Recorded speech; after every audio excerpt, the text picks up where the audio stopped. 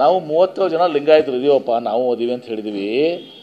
ನಾವು ನಮ್ಮ ಮೊನ್ನೆನೂ ಕೂಡ ಹೋಗಿ ಮನವಿ ಕೊಟ್ಟು ಬಂದಿದ್ದೀವಿ ಎಲ್ಲರೂ ಕೂಡಿ. ಈಗ ಬಸವಣ್ಣವ್ರನ್ನ ಸಾಂಸ್ಕೃತಿಕ ನಾಯಕ ಮಾಡಿದ್ವಿ. ಇಲ್ಲಿ ಒಂದು ನಮ್ಮ ಡೆಲ್ಲಿಯಲ್ಲಿ ನಮ್ಮ ಇದು ಇದಲ್ಲ ಅಕ್ಷರಧಾಮ್ ಥರ ಇಲ್ಲೊಂದು ಎಕ್ಸ್ಪೀರಿಯನ್ಸ್ ಸೆಂಟರ್ ಆಗಬೇಕು. ಪ್ರತಿ ಜಿಲ್ಲೆಗೆ ಒಂದು ಬಸವ ಭವನಗಳಾಗಬೇಕು. ಅಲ್ಲಿ ವಚನ ವಿಶ್ವವಿದ್ಯಾಲಯ ಆಗಬೇಕು. ನಿಮ್ಮ ಬಸವ ಕಲ್ಯಾಣದಲ್ಲಿ ಏನೋ ಅನುಭವ ಮಂಟಪ ಕಟ್ತಾ ಇದ್ದೀವಲ್ಲ, ಮತ್ತು ಶರಣರ ಮತ್ತು ಇದು ಏನು ಗದ್ದಿಗೆಗಳೆಲ್ಲ ಇದ್ದಾವೆ, ಕ್ಷೇತ್ರಗಳಿದ್ದಾವೆ. ಭಾಳಷ್ಟು ಕೆಟ್ಟ ಪರಿಸ್ಥಿತಿಯಲ್ಲಿ ಕೆಲವು ಕಡೆ ಎನ್ಕ್ರೋಚ್ಮೆಂಟ್ ಆಗಿದ್ದಾವೆ, ಕೆಲವು ಕಡೆ ಇದು ಆಗಿದ್ದಾವೆ. ಅವೆಲ್ಲವನ್ನು ಇದು ಮಾಡಬೇಕು. ಹೀಗೆ ಅನೇಕ ಬೇಡಿಕೆಗಳು ನಮ್ಮೆಲ್ಲ ಇದ್ದಾವೆ. ಹೀಗಾಗಿ ಮೊನ್ನೆನೂ ಕೂಡ ಎಲ್ಲ ಸಿ ಎಮ್ ಅವ್ರಿಗೆ ಭೇಟಿಯಾಗಿದ್ದೀವಿ. ಈಗ ಮತ್ತೆ ಕೊಡ್ತೀವಿ ಎಲ್ಲರೂ ಕೂಡ ಮೊನ್ನೆ ಬಜೆಟ್ನಲ್ಲಿ. ರಾಜಕೀಯವಾಗಿ ಯಾಕೆ ಲಾಸ್ಟ್ ಟೈಮ್ ನಾನು ಬೆಲ್ಲದವ್ರನ್ನೂ ಕರೆದಿದ್ದೆ. ಅರವಿಂದ್ ಬೆಲ್ಲದು ಒಂದು 2-3-4 ಇಂಪಾರ್ಟೆಂಟ್ BJP MLAಗಳು ಕರೆದಿದ್ದೆ ನಾನು.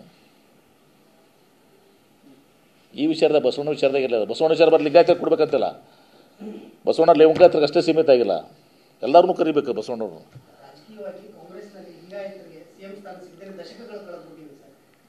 ನಿಶ್ಚಿತವಾಗಿ ವೀರೇಂದ್ರ ಪಾಟೀಲ್ರ ನಂತರ ಇವತ್ತು ಏನು 1900 ನಿಮ್ಮ ಏನು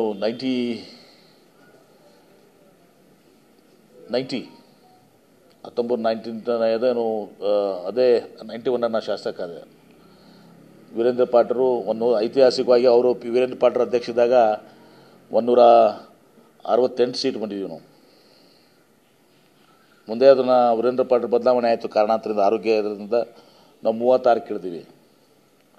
ಅಂದರೆ ಲಿಂಗಾಯತರನ್ನ ಇದು ಮಾಡಿದಾಗೂ ಕೂಡ ಅದು ಪಾರ್ಟಿಗೆ ಶಕ್ತಿ ಕೊಟ್ಟಿದೆ ವೀರೇಂದ್ರ ಪಾಟೀಲರು. ಸೊ ಹೀಗಾಗಿ ತಪ್ಪೇನಿಲ್ಲ. ಎಲ್ಲ ಸಮಾಜಗಳಿಗೆ ಎಲ್ಲರಿಗೂ ಕೂಡ ಆಸೆ ಇರ್ತದೆ. ದಲಿತರಿಗಿರ್ತದೆ, ಒಕ್ಕಲಿಗರಿಗಿರ್ತದೆ, ಹಿಂದುಳಿದವ್ರಿಗಿರ್ತದೆ.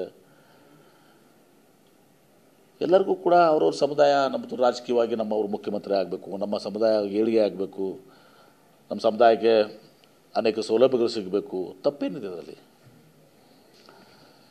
ಹೀಗಂತ ಕುರ್ಚಿ ಖಾಲಿ ಇಲ್ಲ, ಖಾಲಿ ಇಲ್ಲ ಈಗ. ಆಮೇಲೆ ಇದೆಲ್ಲವೂ ಕೂಡ ಏನೇ ಇರಲಿ, ಯಾರೇ ಇರಲಿ, ಲಿಂಗಾಯತರೇ ಇರಲಿ, ಒಕ್ಕಲಿಗರೇ ಇರಲಿ, ಹಿಂದುಳಿದರಿರಲಿ, ದಲಿತರೇ ಇರಲಿ, ST ಇರಲಿ, ಎಲ್ಲನೂ ಕೂಡ ನಮ್ಮ ಕಾಂಗ್ರೆಸ್ ಪಕ್ಷದಲ್ಲಿ ಒಂದೇ ಒಂದು ಅಂದರೆ ಹೈಕಮಾಂಡ್ ಏನು ನಿರ್ಧಾರ ತಗೋತದೆ ಅದು ಆಗ್ತದೆ. ಅವರು ಎಲ್ಲರ ಅಭಿಪ್ರಾಯ ತಗೊಂಡು ಹೈಕಮಾಂಡ್ ನಿರ್ಧಾರ ಮಾಡ್ತಾರೆ. ಹೀಗಾಗಿ ಸ್ವಯಂ ಘೋಷಿತವಾಗಿ ನಾವು ಮುಖ್ಯಮಂತ್ರಿ ಆಗ್ತೀವಿ, ನಮ್ಮ ಸಮಾಜದವ್ರು ಆಗ್ತೀವಿ, ನಾನು ಆಗ್ತೀನಿ ಅಂತ ಅನ್ನೋದು ಕಾಂಗ್ರೆಸ್ನಲ್ಲಿ ಅದಕ್ಕೆ ಆಸ್ಪದ ಇಲ್ಲ.